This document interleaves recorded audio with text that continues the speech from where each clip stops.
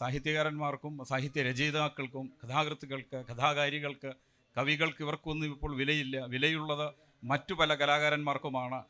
ഈ സാഹിത്യകാരന്മാരുടെ അല്ലെങ്കിൽ കഥാകാരികളുടെയൊക്കെ ഉന്നതിക്കായിട്ട് അവരുടെ ഒരു പുരോഗതിക്കായിട്ട് നിലകൊള്ളേണ്ട സാഹിത്യ അക്കാദമി പോലും അവരെ നിരാകരിക്കുന്നു, അവരെ വിലയിടിച്ച് കാണിക്കുന്നു എന്നുള്ള ആരോപണത്തെക്കുറിച്ച് എന്താണ് പറയാനുള്ളത്? അതെ, നമ്മുടെ സർഗസനായ ഒരു കവി ബാലചന്ദ്രൻ ചുള്ളിക്കാരനാണ്. ഇപ്പോൾ അദ്ദേഹം കവിതയൊന്നും കാര്യമായിട്ട് എഴുതുന്നില്ല. അദ്ദേഹം മറ്റേ ഇതിലാണ് പോയിക്കൊണ്ടിരിക്കുന്നത്. അതായത് അരമണിക്കൂറുള്ള ഒരു കളിയുണ്ടല്ലോ ടെലിവിഷനകത്ത്. അതിലൊന്നും വിജയമൊന്നുമല്ല. അതൊക്കെ അദ്ദേഹത്തിന് ശബ്ദം തന്നെ അത്ര പറ്റിയതല്ല. എല്ലാ കഥാപാത്രത്തിനും ഒരേ ശബ്ദമാണ്, അത് പോട്ടെ. പക്ഷെ കവി എന്നുള്ള തരത്തിൽ ഔട്ട്സ്റ്റാൻഡിങ് ആണ്. ഞാൻ ആ ചുള്ളിക്കാരനെയാണ്. ഞങ്ങൾ ഒരുമിച്ചൊക്കെ എൻ്റെ 10-30 വയസ്സ് താഴെ ഇവിടെ കായംകുളത്തൊക്കെ ഒരുപാട് പ്രസംഗിച്ചിട്ടുണ്ട്. അദ്ദേഹം ആദ്യം പറഞ്ഞപ്പോൾ എനിക്ക് മനസ്സിലായില്ല 2400 രൂപയുള്ള എൻ്റെ വില എന്ന് ചോദിച്ചപ്പോൾ മനസ്സിലായി. പക്ഷേ പിന്നെ അത് വിശദീകരിച്ചു. സീരിയലിനും സിനിമാക്കാർക്കും ദശലക്ഷം കൊടുക്കുന്നു, കവികൾക്കും എഴുത്തുകാർക്കും അതാണ് ഉന്നയിക്കപ്പെട്ടത്. അവരുടെ സാമ്പത്തിക വാല്യൂവിനെ പറ്റിയല്ല. അതൊരു അംഗീകാരമാണല്ലോ.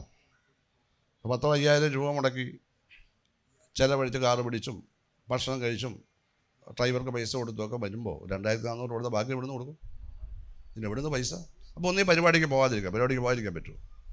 ആശയവിനിമയം നടത്താനുള്ള നമ്മുടെ അഭിപ്രായങ്ങൾ പറയാനുള്ള വേദം ആളുകൾ ക്ഷണിക്കുകയല്ലേ, അപ്പോൾ പോകുക തന്നെ വേണം. അത് ആണ് പറഞ്ഞത്. അതേപ്പറ്റി പിന്നെ ശ്രീകുമാരൻ തമ്പിയുടെ വേറൊരു പ്രശ്നം കയറി വന്നു. അദ്ദേഹം ഇന്നും സംസാരിച്ചിട്ടുണ്ട്. അതിനെ പിന്നെ സച്ചിദാനന്ദൻ ഒരുപാട് അബദ്ധങ്ങൾ പറഞ്ഞ് മറുപടിയായി. ഒരബദ്ധമല്ല, എ ക്ലസ്റ്റർ ഓഫ് ഫൂളിഷ്നസ്. ഒന്നെന്താ, ഞാനല്ല സെക്രട്ടറിയാണ്.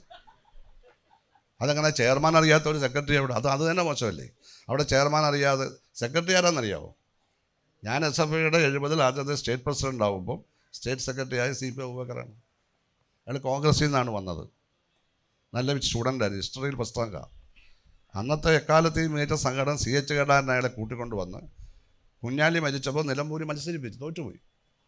അന്നാണ് ആര്യാടൻ ജയിച്ചു വന്നത്. പിന്നെ ആര്യാടൻ്റെ രാജ്യമായിട്ട് മാറി. നല്ല സിമ്പിളായിട്ടുള്ളൊരു മനുഷ്യനാണ്, ഒരു അഴിമതി ഉണ്ടായിരുന്നില്ല. ആ CP അബൂബക്കറാണ് അതിൻ്റെ സെക്രട്ടറി. അദ്ദേഹം കവിതയൊക്കെ എഴുതും. ഒരു വലിയ കവിയായിട്ടൊന്നും അദ്ദേഹം വരാൻ ആഗ്രഹിച്ചില്ലെങ്കിൽ അദ്ദേഹം കവിതയൊക്കെ എഴുതും. ചിന്തയുടെ മാനേജറായിരുന്നു, കോളേജ് പ്രിൻസിപ്പളായി റിട്ടയർ ചെയ്ത് അദ്ദേഹമാണ്. അപ്പോൾ അദ്ദേഹം അറിയാതെയാണ്, അദ്ദേഹമാണ് ചെയ്തതെന്ന് എന്തിനാ പറയുന്നത്? രണ്ടാമത് ആ കമ്മിറ്റിയിൽ ആരും ശ്രീരാമനും തമ്പിയുടെ കവിത അംഗീകരിച്ചില്ല. ഇങ്ങനെയൊക്കെ പറയേണ്ട കാര്യം അദ്ദേഹത്തിനുണ്ടോ? അദ്ദേഹത്തെ പോലെ തന്നെ ഔട്ട്സ്റ്റാൻഡിങ് ആയ ഒരാളല്ലേ. ഒരു പക്ഷേ പ്രതിഭ നോക്കുകയാണെങ്കിൽ അദ്ദേഹത്തൊക്കെ പ്രതിഭയുള്ള ആളാണ് ശ്രീകുമാരൻ തമ്പി. സംശയം എന്താ? ശ്രീകുമാരൻ തമ്പിയുടെ കവിത വായിച്ച് നോക്കിയാൽ പോരെ. സിനിമാ പാട്ടാണെങ്കിലും അതെല്ലാം ഒന്നാം തരം മനോഹരമായ പോയംസ് അല്ലേ. അപ്പോൾ ആരും മോശമാക്കരുത്. അപ്പോൾ സച്ചിദാനന്ദൻ അവർകൾ ഡൽഹിയിലൊക്കെ ഒത്തിരി കാലം താമസിച്ച് അവിടെ പേരെടുക്കാൻ നല്ല അവസരം അവിടെ പോയി. നമ്മുടെ KP ഉണ്ണികൃഷ്ണൻ ഒരാളുണ്ടായിരുന്നു. ഇവിടെ ഒന്നും ഒരു പ്രവർത്തനമില്ല, ഡൽഹിയിലായിരുന്നു, എപ്പോഴും MP പുള്ളി. അല്ല, എനിക്ക് അഭിപ്രായവ്യത്യാസമൊന്നുമില്ല. അദ്ദേഹത്തിന് അതിനുള്ള സ്വാധീനം ഉണ്ടായിരുന്നു, അദ്ദേഹത്തെ എല്ലാവരും അറിയുമായിരുന്നു. പക്ഷേ കേരളത്തിലൊന്നും പ്രവർത്തനമൊന്നും ഉണ്ടായിരുന്നില്ല. എന്ന് പറഞ്ഞാൽ അവിടെ താമസിച്ചു. അവിടെ താമസിക്കുമ്പോൾ പേരെടുക്കാൻ എന്ത് എളുപ്പമാണ്, വളരെ എളുപ്പമാണ്. അതൊക്കെ സമർത്ഥമായിട്ട് കൈകാര്യം ചെയ്യാൻ അറിയാവുന്ന ആളാണെങ്കിൽ വലിയ തരത്തിൽ എടുക്കും. അതിനൊന്നും അഭിപ്രായ വ്യത്യാസമല്ല. പക്ഷേ ഇങ്ങനല്ല ഇത് കൈകാര്യം ചെയ്യേണ്ടത്.